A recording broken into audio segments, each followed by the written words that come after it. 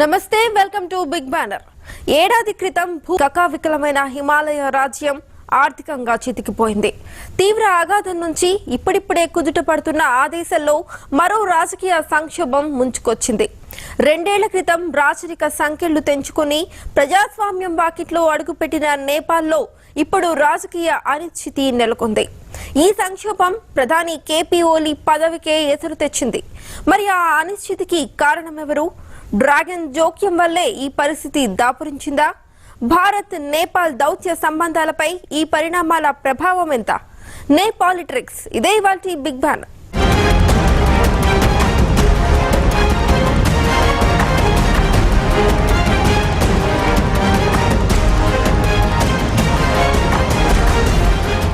సరిగ్గా 2 ఏళ్ల క్రితం నేపాల్లో నవశకం మొదలైంది. నూతన రాజ్యాంగాన్ని ఆమోదించుకుని శతాబ్దాల రాజరిక వ్యవస్థకు చరమగీతం పాడింది. ప్రజాస్వామ్య స్వేచ్ఛ వాయువులు పీల్చుకుంది. అంతలోనే రాజకీయ సంక్షోభం. సంకీర్ణ ప్రభుత్వానికి మావోయిస్టులు మద్దతు ఉపసంహరించుకోవడంతో ప్రధాని కేపీ ఓలీ గద్దె దిగారు.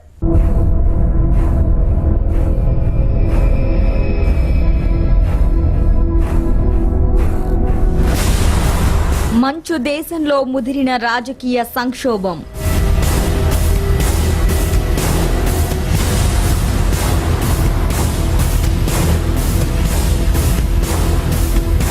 ప్రధాని పదవికి కేపీ శర్మ ఓలీ రాజీనామా.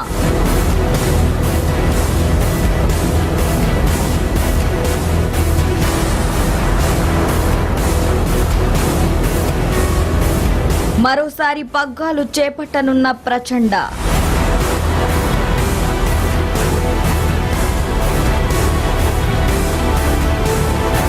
హిమాలయ దేశం నేపాల్లో రాజకీయ సంక్షోభం తలెత్తింది. పార్లమెంటులో అవిశ్వాస తీర్మానం ఎదుర్కొనడానికి ముందే నేపాల్ ప్రధాని కేపీ ఓలీ తన పదవికి రాజీనామా చేశారు.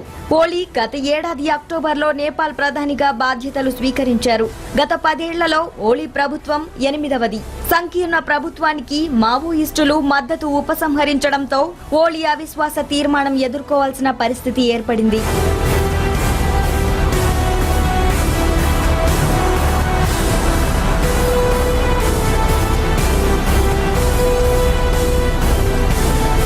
CPN, Maoist centre, national Congress party సంకీర్ణ ప్రభుత్వానికి మద్దతు ఉపసంహరించి అవిశ్వాస తీర్మానం ప్రతిపాదించాయి. సంకీర్ణ ప్రభుత్వంలో కీలక మద్దతుదారులైన Madheshi people's rights forum, democratic Rashtriya Prajatantra పార్టీలు అవిశ్వాస తీర్మానానికి మద్దతు ప్రకటించడంతో ప్రధాని కేపీ ఓలీ రాజీనామా చేశారు.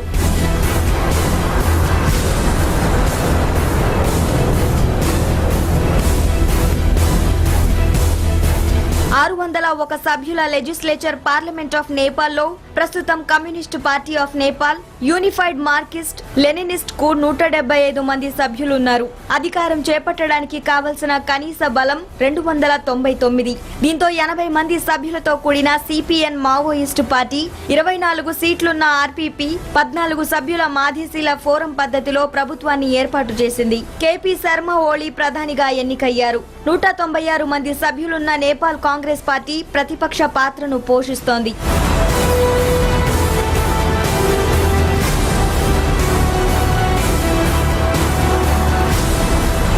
నేపాల్ను సమాఖ్య రాజ్యంగా తీర్చిదిద్దాలనుకుంటున్న తనపై లేనిపోని విమర్శలు చేస్తున్నారంటూ తాజా మాజీ ప్రధాని కేపీ శర్మ ఓలీ ఆవేదన వ్యక్తం చేశారు. దేశాన్ని ప్రయోగశాలలా మార్చేందుకు విదేశీ శక్తులు కుట్ర పన్నాయని ఆరోపించారు. కొత్త రాజ్యాంగాన్ని సక్రమంగా అమలు చేయకుండా అడ్డుకునే కుట్రలో భాగంగానే తన ప్రభుత్వాన్ని కూలదోశారని, దీనికి దేశం తగిన మూల్యం చెల్లించాల్సి వస్తుందని హెచ్చరించారు. గతేడాది సంభవించిన భూకంపం, ఇతర ఇబ్బందుల నుంచి దేశం కుదుట పడుతున్న సమయంలో పదవి నుంచి వైదొలగాల్సి రావడం బాధ కలిగిస్తోందని చెప్పారు. మంచి పనులు చేస్తున్నందునే ఈ విధంగా శిక్షించారని ఆరోపించారు ఓలీ. राजनीतिलाई एउटा दाउपेचको विषय बनाउने, कहिले उल्लो छेउ कहिले पल्लो छेउ, यो त राम्रै भएको छ. कहिले प्रमुख शत्रु कहिले परम मित्र, परिभाषा केही छैन. त्यसलाई दाउपेचको विषय बनाउने, निजी स्वार्थको विषय बनाउने हो भने त्यो अवसरवादमा परिणत हुन्छ. अझै यस्तो अवसरवादमा आफू अभ्यस्त हुँदै गरेकोमा गौरव गर्ने जस्तो विडम्बना, त्यसमा मैले के भनौँ, त्यस विडम्बनाको म चर्चा गर्नु धेरै आवश्यक ठान्दिनँ। दिनमा 3 चोटि फेरिने बोली र राजनीति सम्भावनाको खेल हो भन्ने मान्यताको व्याख्या गर्दै जुनसुकै घटनाको, जुनसुकै घाटको पनि पानी पिउने पानीले भोलि आफैलाई कहाँ पुर्याउँछ, हेक्का राख्नु बुद्धिमानी हुन्छ कि? తాను బాధ్యతలు స్వీకరించే సమయానికి భారత్తో నేపాల్ సంబంధాలు బలహీనంగా ఉన్నాయని, వాటిని పునరుద్ధరించి సాధారణ స్థాయికి తీసుకొచ్చేందుకు తీవ్రంగా కృషి చేశానని చెప్పారు. తన చర్యల కారణంగా ఏదో ఒక దేశంపై నేపాల్ ఆర్థికంగా ఆధారపడకుండా పరిస్థితులు మారాయని, దేశం ప్రజల శ్రేయస్సు కోసమే పొరుగు దేశాలతో సత్సంబంధాలు నెలకొల్పేందుకు కృషి చేశానని చెప్పారు.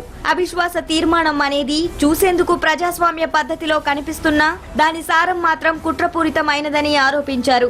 ఓలీ స్థానంలో మావోయిస్టు చీఫ్ మాజీ ప్రధాని ప్రచండ మరోసారి ప్రధాని బాధ్యతలు చేపట్టే అవకాశం ఉంది. सपनाहरू मूर्छित अवस्थाबाट बिउजाउने कोसिस गरेको हुँ। नेपालमा धेरै कुराहरू, देशभक्ति मूर्छित अवस्थामा, सपनाहरू मूर्छित अवस्थामा किन गरिब छ नेपाल? तिनीहरूलाई पुनर्जीवन दिन खोजेको हुँ, पुनर्ताजगी दिन खोजेको हुँ र जोगाउन खोजेको हुँ।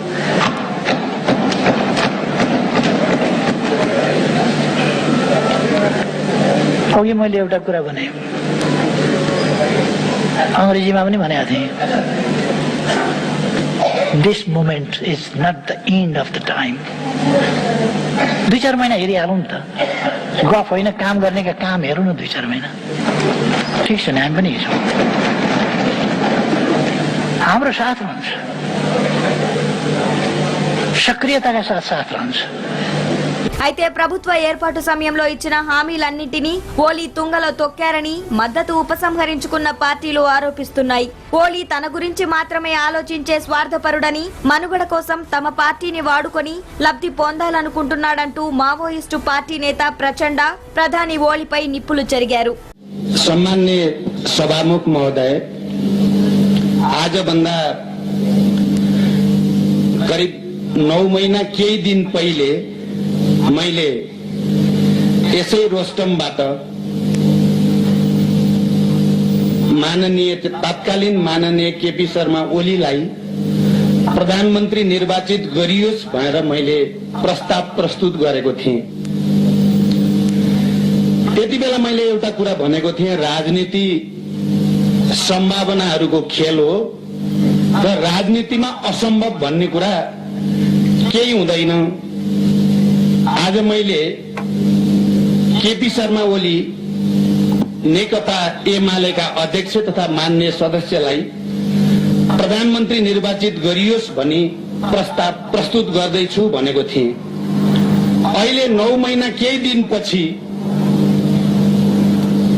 राजनीति फेरि पनि सम्भावनाको खेल हो भन्ने पुष्टि गर्दै राजनीतिमा असम्भव केही पनि हुँदैन भन्ने कुरा फेरि एकचोटि चरितार्थ हुँदै म आफै फेरि सम्माननीय प्रधानमन्त्री केपी शर्मा ओली प्रति अविश्वासको प्रस्ताव मैले यहाँ टेबुल गराउँदैछु। మరోవైపు ప్రధాని కేపీ ఓలీ ఏ విషయంలోనూ తమకు సంప్రదించడం లేదని, అన్ని ఏకపక్ష నిర్ణయాలు తీసుకుంటున్నారని నేషనల్ కాంగ్రెస్ పార్టీ ఆరోపించింది. ప్రజాస్వామ్యంలో నియంతృత్వానికి తావు లేదని, అందుకే తాము సంకీర్ణ ప్రభుత్వానికి మద్దతు ఉపసంహరించుకుంటున్నామని ఆ పార్టీ ప్రకటించింది. నేపాల్లో నూతన రాజ్యాంగం అమల్లోకి తెచ్చిన సమయంలో తమకు అన్యాయం జరుగుతోందంటూ మాధేసీలు చెప్పిన ఉద్యమాన్ని ప్రధాని ఓలీ తీవ్రంగా అణిచివేశారు. నాటి ఆందోళనల్లో 50 మంది మాధేసీలను పోలీసులు కాల్చి చంపారు.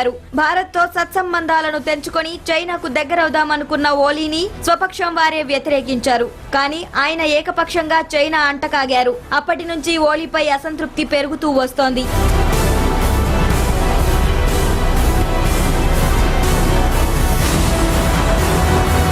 అణచివేత, భూకంప పునరావాస చర్యల్లో వైఫల్యం, దెబ్బతిన్న నేపాల్ భారత్ దౌత్య సంబంధాలు, అవినీతి ఆరోపణలు, ఇలా కర్ణుడి చావుకు 1,00,000 కారణాలన్నట్టు ఓలీని ఎన్నో సమస్యలు వెంటాడాయి. అధికారం చేపట్టిన 10 నెలలలోపే ఆయన గద్దె దిగే పరిస్థితులు దాపురించాయి. మరి ఓలీ గద్దె దిగడానికి భారత్కు ఉన్న సంబంధం ఏంటి? ఆయన భారత్ను ఎందుకు టార్గెట్ చేశారు? ఓలీ ఆరోపణలకు కారణమేంటి? దీని వెనుక దాగున్నదెవరు?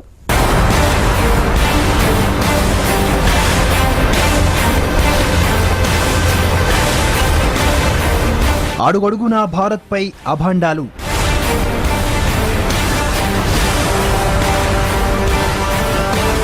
డ్రాగన్ పట్ల ఓలీ ప్రేమాభిమానాలు. మాదేశీయుల అణచివేతతో దెబ్బతిన్న భారత్ నేపాల్ సంబంధాలు.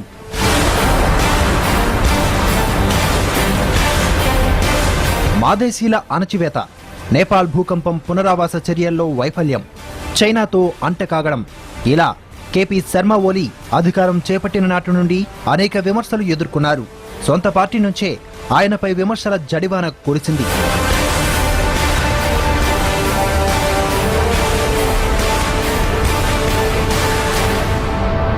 నేపాల్ తొలి మహిళా రాష్ట్రపతి విద్యాదేవి భండారీ భారత పర్యటనపై చెలరేగిన దుమారం భారత్ నేపాల్ మధ్య మరింత దూరం పెంచింది. 3 నెలల క్రితం నేపాల్ రాష్ట్రపతి విద్యాదేవి భండారీ భారత్ పర్యటనను ఎటువంటి కారణం చెప్పకుండా ఆఖరి నిమిషంలో నేపాల్ ప్రభుత్వం రద్దు చేసింది. ఈ నిర్ణయాలకు గల కారణాలను కూడా ఆ దేశం వెల్లడించలేదు. పైగా ఇలా ఎందుకు చేశారని ప్రశ్నించిన భారత రాయబారిని ఉన్నపళంగా పదవి నుంచి తప్పించింది. ఈ మేరకు గంటల వ్యవధిలో ప్రధాని కేపీ శర్మ ఓలీ నేతృత్వంలోని కమ్యూనిస్టు ప్రభుత్వం సంచలన నిర్ణయాలు తీసుకుంది. ఇది నేపాల్ భారత్ సంబంధాలపై పెను ప్రభావం చూపింది. విద్యాదేవి భండారీ మే 2వ వారంలో 5 రోజుల పాటు భారత్లో పర్యటించాల్సి ఉంది. రాష్ట్రపతి ప్రణబ్ ముఖర్జీ విజ్ఞప్తి మేరకు ఇండియా రావాలనుకున్న ఆమె ప్రధాని మోడీ సహా ఇతర ముఖ్య నేతలను కలుసుకునేలా షెడ్యూల్ ఖరారైంది. అయితే చివరి నిమిషంలో నేపాల్ ప్రభుత్వం ఆమె పర్యటనను రద్దు చేసింది.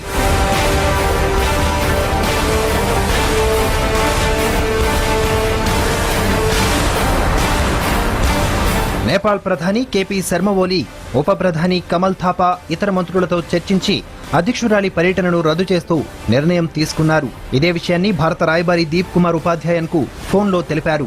అప్పుడు మొదలైంది అసలు కథ.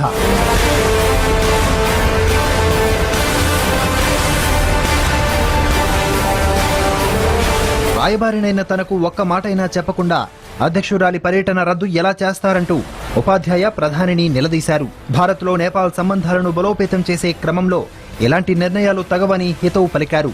దీనిపై ఆగ్రహించిన ఓలీ తమ నిర్ణయం నచ్చకుంటే వెంటనే పదవి నుంచి తప్పుకోండంటూ ఉపాధ్యాయకు సూచించారు. సూచించడమే కాదు, దీప్ కుమార్ ఉపాధ్యాయను వెనక్కి పిలిపించేలా తీర్మానం కూడా చేయించారు. ఓలీ ప్రభుత్వ ఉద్దేశానికి వ్యతిరేకంగా నడుచుకోవడం, ప్రభుత్వాన్ని ఓవర్టేక్ చేసేలా ప్రవర్తించడం వల్లే ఉపాధ్యాయను వెనక్కి పిలుస్తున్నట్లు ఓ ప్రకటన కూడా విడుదల చేశారు.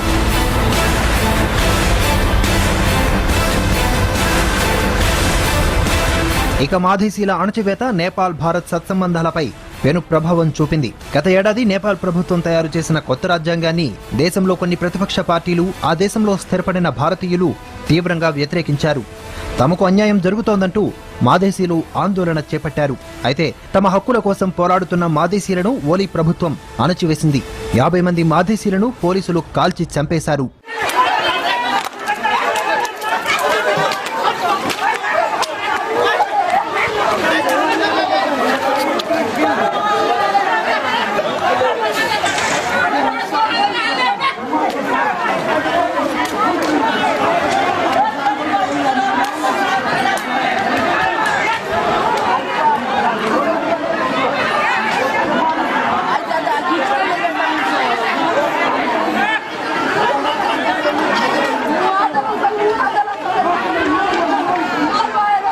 నేపాల్ దక్షిణ ప్రాంతంలోని మైదాన ప్రాంతాలకు చెందిన మాదేశీయులకు భారత్తో సన్నిహిత సాంస్కృతిక, భాషాపర సంప్రదాయ సంబంధాలు ఉన్నాయి.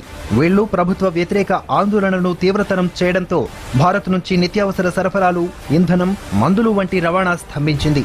ఈ ప్రాంతానికి భారత్ జీవరేఖ రావడం, రవాణా మార్గాలను నిర్బంధించడంతో కీలకమైన సరఫరాల కొరత ఏర్పడి నేపాల్ను మానవీయ సంక్షోభం వైపు నెట్టేసింది.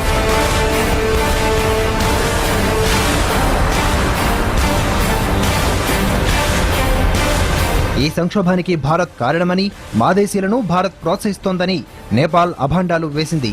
వాస్తవానికి మైదాన ప్రాంతాలలో నివసిస్తున్న ప్రజల ఆందోళనల్ని పట్టించుకోవడంలో నేపాల్ ఘోరంగా విఫలమైంది. కానీ అందుకు భిన్నంగా ప్రధాని ఓలీ భారత్పై అభాండాలు వేస్తూ వెంటనే చైనా వైపు చూశారు. టిబెట్ ద్వారా ఇంధనం సరఫరా చేయడం కోసం ఆ దేశంతో తాత్కాలిక ఒప్పందం కూడా చేసుకున్నారు.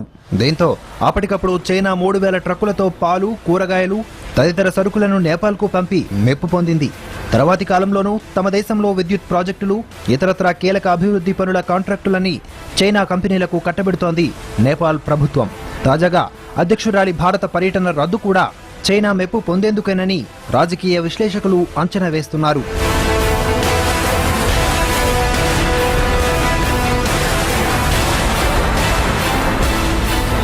నేపాల్కు కమ్యూనిస్టు దేశమైన చైనా అండగా నిలిచినప్పుడు దాని అంతర్గత వ్యవహారాలలో భారత్ కంటే చైనాకే జోక్యం చేసుకునే అవకాశాలు ఎక్కువగా ఉంటాయి.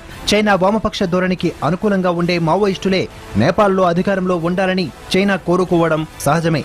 అందుకే అక్కడి మావోయిస్టు ప్రభుత్వానికి చైనా సహకరిస్తోంది. అదే ఇప్పుడు రాజకీయ సంక్షోభానికి దారితీసింది.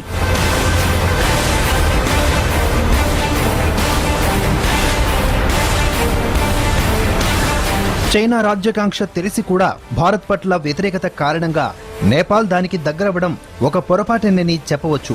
భారత్లో ఏ ప్రభుత్వం అధికారంలో ఉన్నప్పటికీ అనేక దశాబ్దాలుగా నేపాల్కి అన్ని విధాల సహాయ సహకారాలు అందిస్తూనే ఉన్నాయి. ఆ సంగతిని విస్మరించి కొందరు భారత, నేపాల్ ఉన్నత అధికారులు చేసిన పొరపాట్ల కారణంగా రెండు దేశాల మధ్యన ఏర్పడిన దూరాన్ని నేపాల్ ప్రధాని ఓలీ తగ్గించే ప్రయత్నం చేయకపోగా ఇంకా పెంచుకున్నారు. ఆయన చైనా గొడుగు నీడలో ఉన్నామని అనుకుంటున్నారే తప్ప అది పాము పడగ నీడ అని గుర్తించలేకపోయారు. అందుకే నేడు ఆయనకి ఈ దుస్థితి ఏర్పడిందని చెప్పక తప్పదు. ఆయన చేసిన పొరపాట్లకు నేపాల్ మూల్యం చెల్లించవలసి వస్తోంది. కనుక ఆయన భారత్ను నిందించడం కంటే తనని తానే నిందించుకోవలసి ఉంటుంది.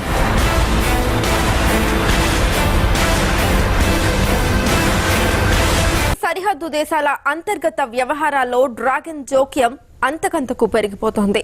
భారత్ టార్గెట్ గా బీజింగ్ ఆధిపత్య ధోరణి ప్రదర్శిస్తోంది.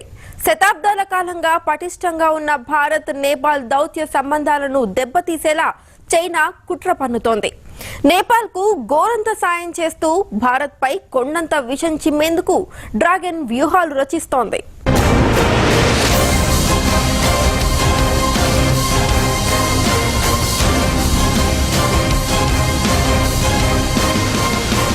భారత సరిహద్దు దేశాల అంతర్గత వ్యవహారాల్లో డ్రాగన్ జోక్యం.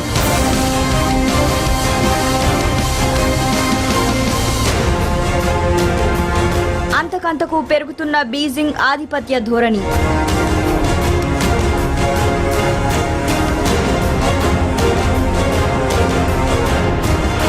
భారత్, నేపాల్ సంబంధాలను దెబ్బతీసే కుట్ర.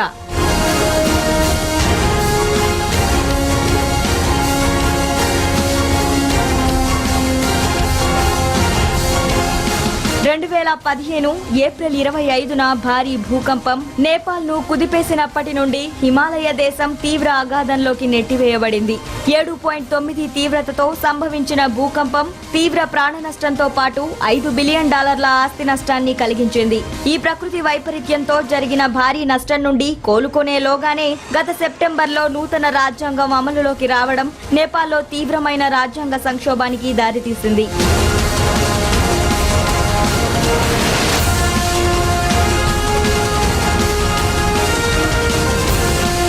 భూకంపం తరువాత తీవ్ర నష్టం జరిగిన ప్రాంతాలలో నివసించే పరిస్థితులు లేకపోవడం, పునర్నిర్మాణ పనులు జరగకపోవడం దేశంలో దిగజారుతున్న పరిస్థితులను కళ్లకు కడుతున్నాయి. నేపాల్లో ఇంధనం, వంట గ్యాస్ కొరత తీవ్రంగా ఉంది. దీంతో నల్ల బజార్ అమ్మకాలతో ద్రవ్యోల్బణం రెండంకెలకు చేరింది.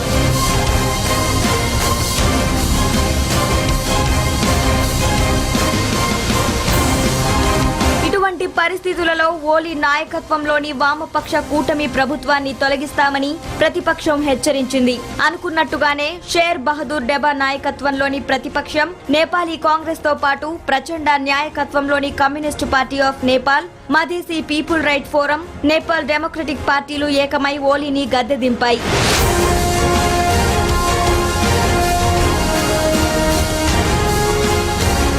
అయితే నేపాల్ రాజకీయ సంక్షోభాన్ని ఓలీ భారత్ పై నెట్టివేయడం విచిత్రంగా కనిపిస్తున్నా దీని వెనుక డ్రాగన్ కుట్ర దాగుందనేది స్పష్టమవుతోంది. ఇటీవలి కాలంలో నేపాల్ తరచూ భారత్ పై చైనా కార్డును ఉపయోగిస్తోంది. చారిత్రాత్మకంగా, సాంప్రదాయకంగా, సంస్కృతి పరంగా భారత్, నేపాల్ మధ్య మంచి సంబంధాలున్నాయి. ఎటువంటి ఆంక్షలు లేకుండా మనుషులు, సరుకులు దాటగల స్వేచ్ఛాయుత సరిహద్దు రెండు దేశాల మధ్య ఉంది. నేపాల్ ప్రజలను భారత్ కు వచ్చి ఇక్కడ పని చేసుకుని స్థిర నివాసం ఏర్పాటు చేసుకోవడానికి భారత్ అనుమతిస్తోంది. వేలాది మంది పెన్షన్ తీసుకుంటున్న భారత్ సైనికులకు, మాజీ సైనికులకు నేపాల్ నివాస స్థలంగా ఉంటోంది. అంతేకాదు నేపాల్ రాబడిలో భారత్ పెద్ద ఆదాయ వనరు. అయితే గత కొన్నేళ్లుగా భారత్ నేపాల్ సంబంధాలపై నీలిమబ్బులు కమ్ముకున్నాయి. రెండు దేశాల మధ్య తీవ్రమైన దురభిప్రాయాలు నెలకొన్న భూకంప సమయంలో నేపాల్ కు భారత్ అండగా నిలిచింది.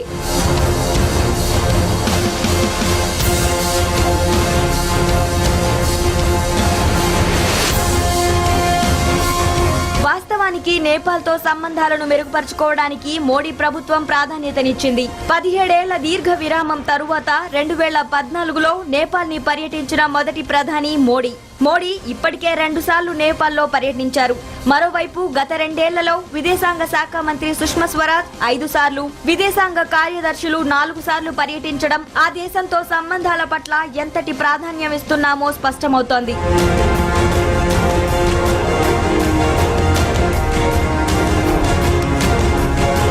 అయితే నేపాల్ రాజకీయ వ్యవస్థలో నాటకీయంగా జరుగుతున్న అన్ని పరిణామాలలో చైనా ప్రభావం ఉన్నట్లు అనేక ఉదాంతాలు స్పష్టం చేస్తున్నాయి. ఓలీ తన భారత్ పర్యటన పూర్తి కాగానే చైనాలో కూడా పర్యటించి పలు ఒప్పందాలపై సంతకాలు చేసి వచ్చారు. ఆ దేశానికి పలు ప్రాజెక్టుల కాంట్రాక్టు అప్పగించారు. దీనిని బట్టి భారత్ లో నేపాల్ మైత్రిని తగ్గించడానికే ఓలీ చైనా అంటకాగుతున్నారని అర్థమవుతోంది.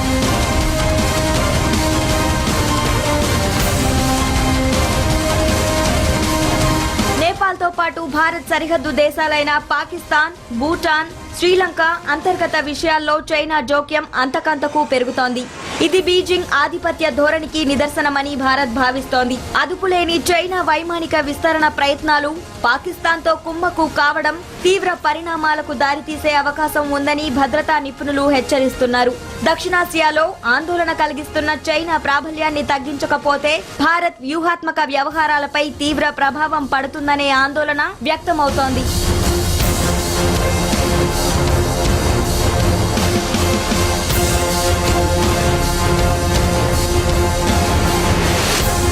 మొన్న ఎన్ఎస్జీ సభ్యత్వానికి మోకాలడ్డింది.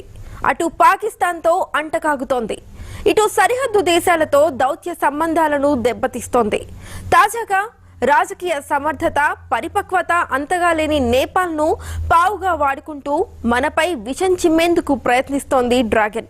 ఇప్పటికైనా భారత్ దౌత్య సంబంధాల విషయంలో జాగ్రత్తగా వ్యవహరించాలి. సరిహద్దు దేశాలతో సంబంధాలను మరింత పటిష్టం చేసుకోవాలి. లేదంటే చైనా ఆధిపత్య ధోరణికి దక్షిణాసియా దేశాలు మూల్యం చెల్లించుకోక తప్పదు. ఇదే ఇవాల్టి బిగ్ బ్యానర్. రేపు మరో అంశంతో మళ్ళీ కలుద్దాం.